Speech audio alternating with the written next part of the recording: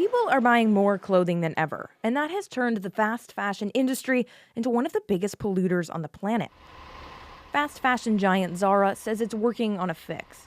It plans to halve its emissions by 2030, and that means using renewable energy in its stores and distribution centers and reducing emissions that come from manufacturing and shipping. It will also use materials that last longer and are easier to recycle. The hitch, say experts? Zara doesn't plan to cut its output. The paradox is that Zara is one of the originators of the fast fashion model. It's going to be tough for them to implement.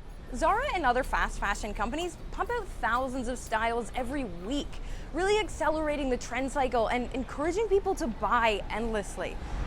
The European Parliament is taking steps to curb that appetite.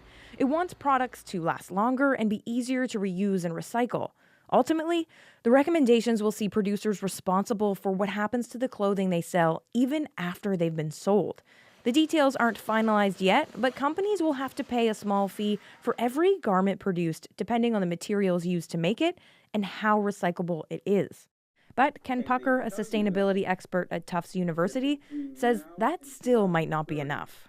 I don't think they're big enough to change much behavior, right? It's certainly not going to stop you from trying to make more stuff and sell more stuff. But experts agree it's a good start. Here in Canada, there isn't any similar legislation. And Kelly Drennan, the executive director of Fashion Takes Action in Toronto, says it's still about 10 years away.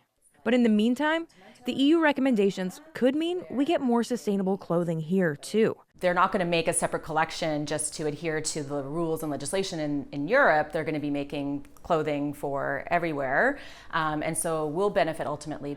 Until then, consumers who want a more sustainable wardrobe still have one option: buy less. Lauren Bird, CBC News, Toronto.